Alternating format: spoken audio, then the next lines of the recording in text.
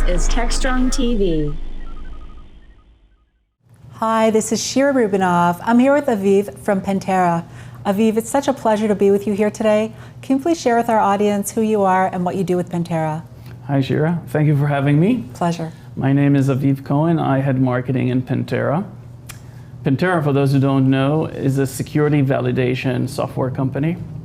What we do is identify risk and help its mitigation, and we do it by emulating real attacks, exactly taking the adversary point of view and running tests against one infrastructure. Actually, our customers do it themselves in a DIY fashion. Mm-hmm. Just run the tests against the latest attacks and see what they need to fix in their infrastructure to reduce exposure. It's as simple as that, really. Excellent. And how do you differ from other companies out there?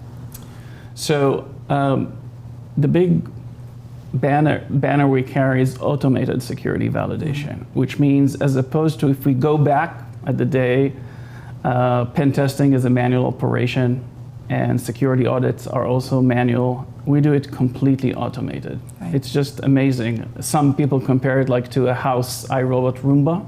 Okay. Where you set the scope or the template and you press test, and Pentera actually does the rest. And it does a work of a pen tester, fully automated, available to you 24/7. Many of our customers, and we have over 800 enterprise customers in production today, I use Pentera daily. So if you want to compare it to what was like old days, like once a year pen test, okay. And then throughout the year you have no really good idea of what your posture is in terms of the attacker perspective. Now you can run it daily and make incremental, like in a very agile sprint way, to kind of do incremental patching and remediation and keep that strong posture. Mm-hmm. So automation is one of the big differentiator. We're also an agentless technology. Oh, that's important. So some people compare it to different breach and attack simulation players, BAS. Mm-hmm. In that case, you need to install agents in all places of your infrastructure and run some playbooks of attacks between them. Yeah. Forget about all that. Too many layers. It's too many layers, yeah. Too much maintenance, and actually it's not how hackers do. Like hackers don't come install agents and then... Hang on a second, let me get everything in place, then we'll go, right? Okay, so the thing about security validation, you want to validate as close as possible to the real threat. So Pentera acts, and that's why it's, by the way, agentless, completely like an attacker. You don't need to give it anything, you don't need to install anything, and it's fully automated. So these are the two great differentiators, like fully automated and an agentless platform you can run every day and test your security, again, against the latest attacks.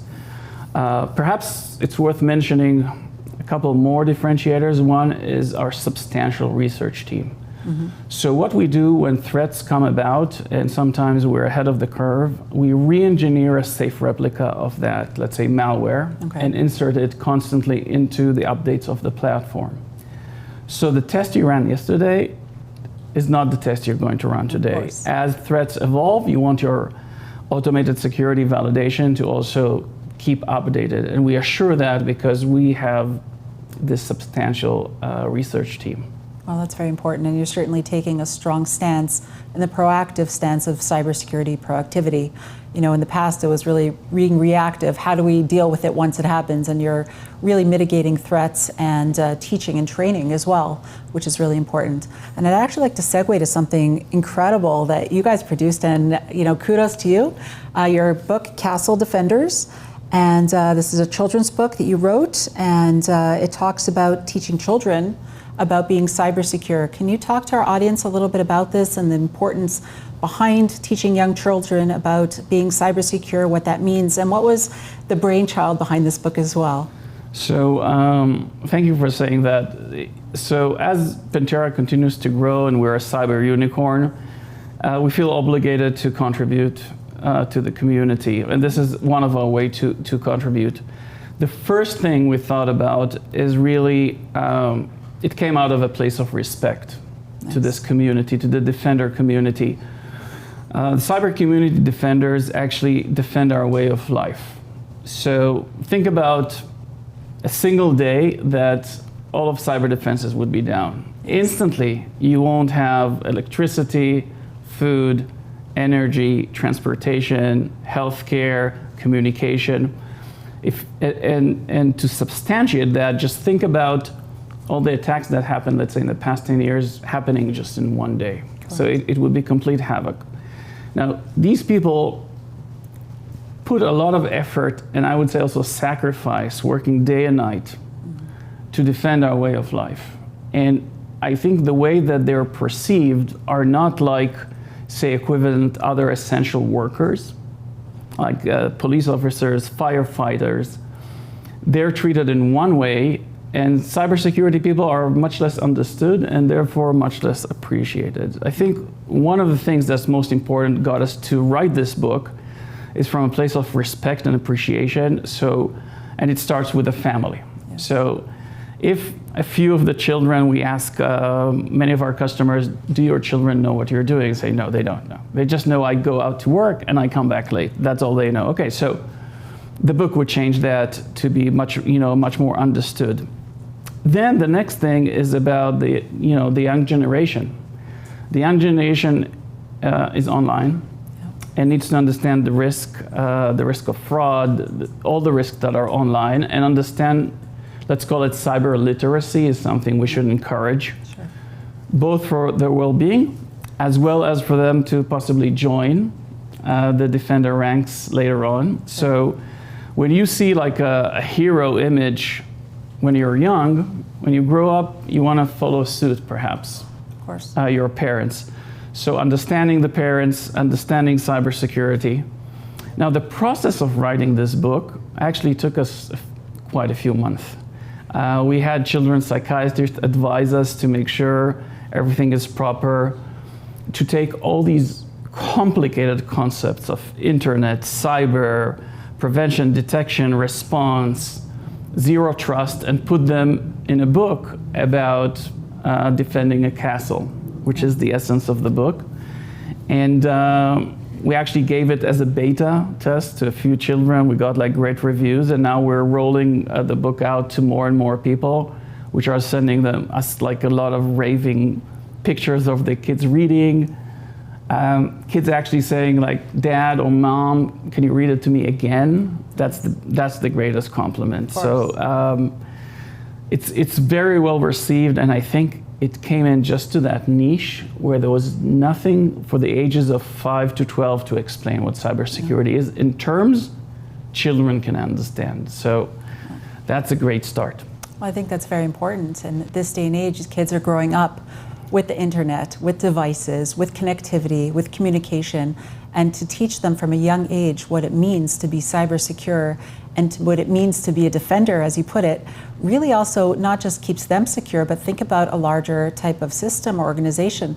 Let's say this child's parent is, a CEO of a company or a large family office or a bank, and they're a child that might be risky behavior online that could lead to all sorts of problems. So starting any type of education from young, certainly cybersecurity is so critical. And there was a hole, I would say, in the industry, and a lot of talk around educating middle schoolers and high schoolers, but this age group is so important. So really congratulations to you for really finding this space and taking care of it. So a little bird whispered to me that you have some background in psychology. Yes. Right? Yes. I used to be a psychologist before my cybersecurity career. And children specifically? In children and teenagers, yes. So the thing about cybersecurity is that, yes, there's the technology aspect, but there's also the human aspect. Yep. So about the human factor is always what is called like the weakest link, but it's weak just in terms of cybersecurity. The thing is that even companies invest a lot in educating the employees. But for children to defend themselves, and the book also has like the 10 commandments of safe online conduct, so to speak. Yes. It's really important to become like cyber literate, and in the same way you say to don't talk to strangers on the street, in cybersecurity is don't click on this link. It's a way that people need to evolve and understand the online modern world from a young age. And I think the book is like a very positive step towards that. But again, it came from a place of respect to this community. So Pentera, on one hand, is doing like great as a cyber unicorn, one of the top 5 growing cybersecurity companies in the world today. But we had a privilege, myself and a great team of marketing that put this book together to actually also contribute to something that has nothing to do with our technology. Right. So I feel that's a little bit of a privilege. There's the book, right? And we also have a coloring book to go with it. Excellent. And I always say soon the audiobook and the movie and the play, right? Excellent. It's like you need them all. we need to put them all together. The thing that you mentioned, the human factors piece, that's where I deal heavily in the cybersecurity world. We talk about the people, the process, and the technology. You need great people. You need to deal with the human factors. You can have the best technology out there, but the process is the glue. And as you said, they say the people are the weakest link in the chain. So I counter that. I said, make them part of the solution.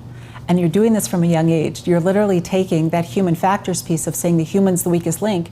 Why are they the weakest link? The weakest link because they're not either educated, they don't know, they call it the negligent insider threat. Take all that away, teach them from a young age up, have it part of their culture that they are cyber secure and they do recognize what is important and how to conduct themselves. It'll lead to much better security as they grow older, but also within their lives. So it really covers many bases. And it's very much in line with statistics that says that within the insider threat family, the majority of it is unintentional. Correct. Where people unintentionally bring in like contamination and threats into the organization, but that's just because they got it somewhere else and unknowingly played a role in the kill chain without any intent. So that's definitely that. Correct. Aside from that, I would say it's a fun book. And I do advise, like, especially people with children at the ages of 5 to 12 to just take a read. It can be found on Amazon.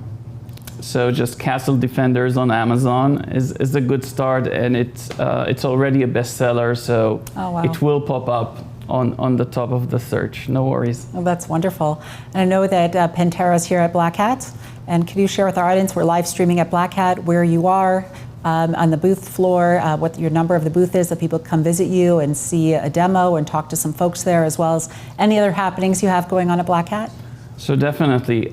We're at booth 2400, and we have 6 demo stations waiting for people to come and see the Pentera technology at work and how we validate security and advise on remediation in an automated way. Also worth noting is that we're having on Thursday night a big party in the hackathon, said to be the big party of the event. So I advise also to come to the 2400 booth to get your wristband and register. And really happy to partner with anyone and kind of grow, at the end of the day, grow an enterprise to be cyber strong. Excellent. That's the point, to be proactive, reduce risk dramatically, and be cyber strong. If you see analysis of breaches, most of them could have been prevented with the current stack. That's the reality. Something was misconfigured. It's always the anomaly. One file, one password. That's all it takes. All it takes. Yeah. But you can also find those.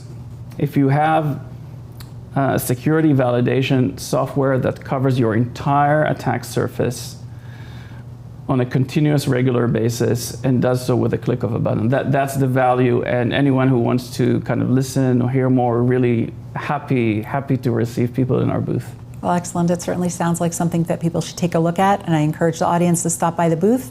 Anyone who's here at Blackhat, you know where to find them. And Aviv, it was a pleasure speaking with you today, and I look forward to speaking to you again soon. And this is Shira Rubinoff reporting live here at Blackhat, and stay tuned for upcoming interviews. Thank you.